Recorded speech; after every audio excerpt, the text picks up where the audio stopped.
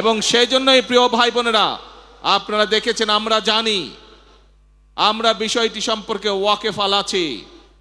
এইখানে রাস্তা, ঢাকা শহরের বিভিন্ন রাস্তায় আপনারা দেখেছেন হকার ভাইরা ছিল, কিন্তু যানজট সহ সাধারণ মানুষের চলাফেরার অসুবিধার জন্য আমরা হকার ভাইদেরকে সরিয়ে দিয়েছি। কিন্তু আমরা এটাও বুঝি তারাও মানুষ, তাদেরও পরিবার আছে, তাদেরকেও চলতে হবে, খেয়ে পড়ে তাদেরকেও বাঁচতে হবে।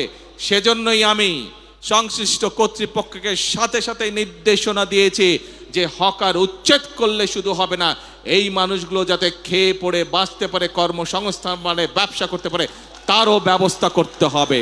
এবং আপনারা দেখেছেন এরই মধ্যে তার প্রক্রিয়া শুরু হয়েছে। আমরা জানি সকলকে হয়তো একসাথে আমরা ব্যবস্থা করে দিতে পারবো না, পর্যায়ক্রমিকভাবে আমরা ব্যবস্থা করব, কিন্তু ইনশাআল্লাহ আপনাদের নির্বাচিত সরকার অবশ্যই খেটে খাওয়া মানুষের কর্মসংস্থানের ব্যবস্থা করবে।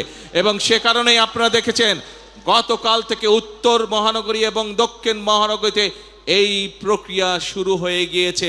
আমরা পর্যায়ক্রমিকভাবে যারা হকার ভাই তাদেরকে তারা যাতে শান্তিতে ব্যবসা বাণিজ্য করতে হয়, কোনো রকম বিশৃঙ্খলার মধ্যে যাতে তাদেরকে পড়তে না হয়, সেই জন্য বিভিন্ন জায়গা ঠিক করে তাদেরকে ধীরে ধীরে সেই জায়গায় আমরা পুনর্বাসনের চেষ্টা করছি।